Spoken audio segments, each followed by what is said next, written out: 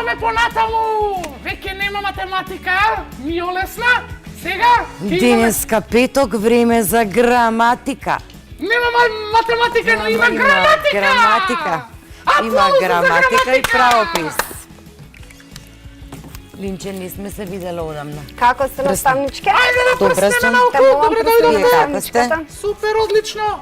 Ке се придржувам и кон она да не се поздравуваме Така, да. Така, и нема да си бидеме поздравување. оддалечени, а во секој случај првата презентација ќе ни оди за независно сложени реченици, но најнапред да видиме што е тоа синтакса, кои се науки се занимаваат за што и се одговорни во граматиката.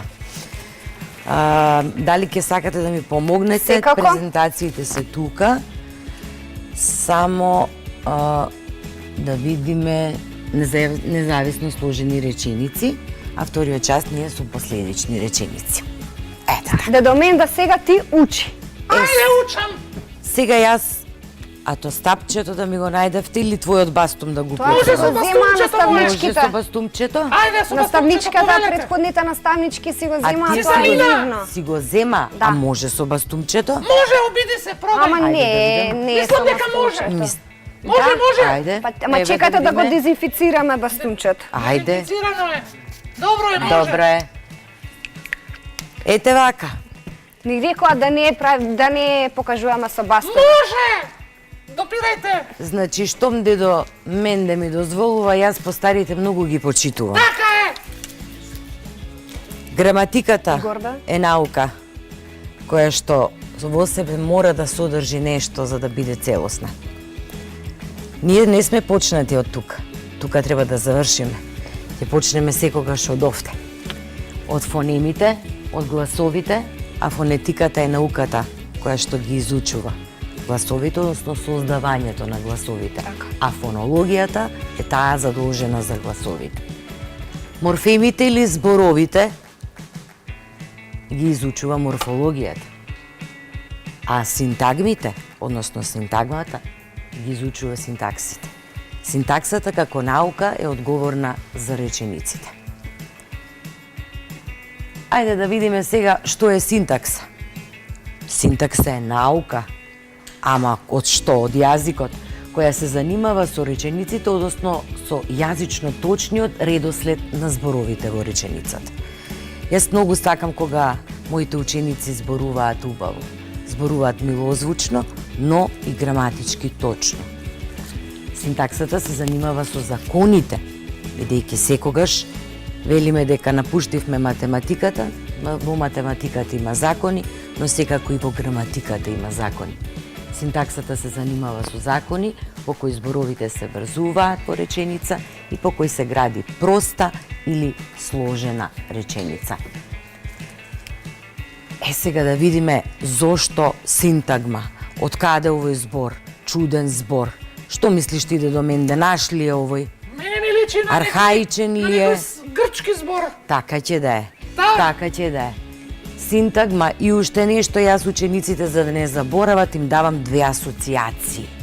Првата асоциација ми е на едно чоколадо од една фирма, нема да кажеме која, ама најчесто се користи кога се прават торти и колачи. Исто така и во нашата соседна земја, во нашиот јужен сосед, има едно плоштадче во главниот град кој го носи истото име. Така што синтагма сигурно нема да заборавиме што значи дека е реченица. А таа е збир од морфеми, односно од зборови кои се подредени и завршуваат и ја завршуваат мислата. Таа е основна синтаксичка единица и според сето ова можеме да го сретнеме во еден врзан текст. Ама синтагмите може да бидат прости.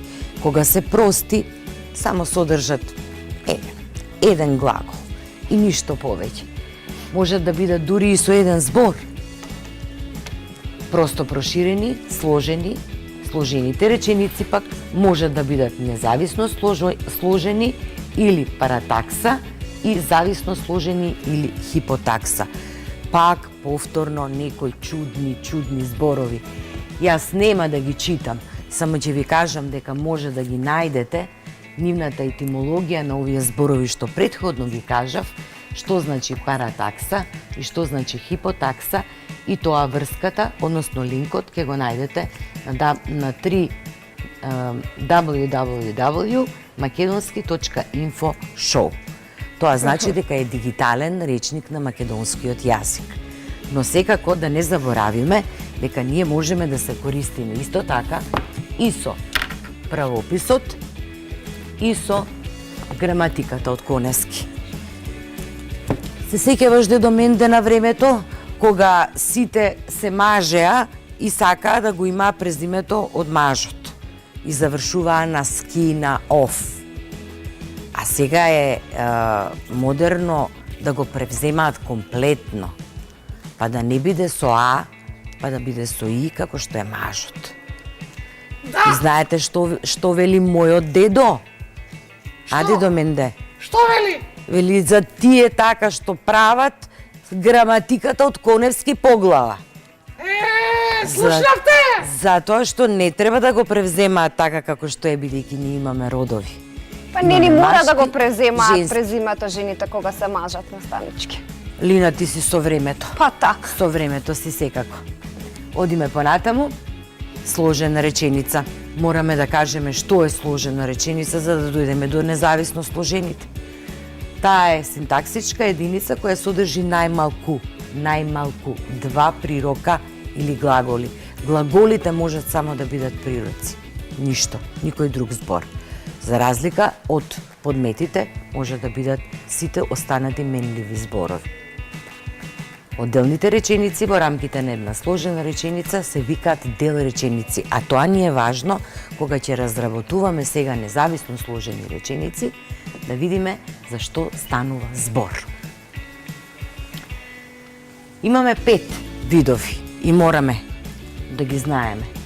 Составни, уште ги нарекуваме копулативни. Нивните карактеристични сврзници се многу, но најчестите се и, ни, ниту, па. Овие останатите поретко се сретнуваат. Спротивните или адверсативни се со карактеристични сврзници а, но, ама, туку, разделни, дисјунктивни или со повторени сврзници или, било, де, ми и час, кои се употребуваат само во говорниот јазик, во оној јазик кој што се користи не најчесто во литературата. Исклучните реченици се ексклузивни, но не така ексклузивни како вашата училница нормално. Само што, освен што и единствено. Заклучните конклузивни донесуваат конклузија, заклучок и најчесто ги користат значи, веројатно и сигурно. И за крајот, имаме синтагми, она што го научивме, сврзници кои што ги наоѓаме во речениците и кои видови од овие независно сложени реченици представуваат. Ова требаше да биде задача, ама денеска е петок, изморени, па си размислуват, цела недела само учат, па и последните часови, па и математика, па пред тоа, да бидам искрена со тоа, малку линеарните функции, дисфункции, какви и да се. Тоа беше многу забавно. Многу Јас забавно. заспав, од што ми беше забавно. Многу забавно, Јас дремнав. ама многу некако напорно. Затоа ние сега само на брзина ќе поминеме низ овие реченици, ќе ги кажеме карактеристичните сврзници, чисто да споредиме. Имаме уште една минута. И на брзинка одиме. Овој првиот вид е со сврзникот и ни укажува на составната реченица или копулативната. Втората реченица со сврзникот ами на спротивните или што често се употребува во говорот, разделни. Заклучната реченица ни е трета, четврта поред. Петата ни е исто така заклучна, меѓутоа имаме различни сврзници, тука се сретнуваат, и исклучна е она последната која што има и дури надреден знак, што овој пат за среќа дедо Менде јас го погодив во тастатурата кога ја правев презентацијата. О, одлично. И тука некаде заклучуваме дека независно сложените реченици можат да имаат најмалку два прирока, односно глаголи, кои потоа, подоцна, ќе преминат во дел реченици. И затоа можеме да тие дел реченици да ги наречеме многу важни работи. А зошто ги велиме независно сложени? Тоа е на крајот. И тоа мораме да го знаеме. Бидејќи тие можат да стојат независни една од друга, иако се во целина. Правиме Може пауза. една точка. Така. Одлично!